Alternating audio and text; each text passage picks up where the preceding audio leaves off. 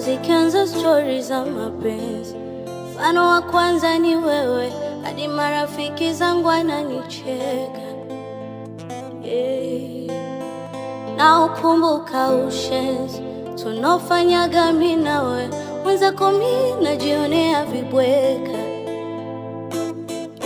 Hata wakisema maneno ni bure, wananyanya rona gikundule, wanachotaka tuachane udhurure, watu cheke kikoa. Ujana una mengi na mengi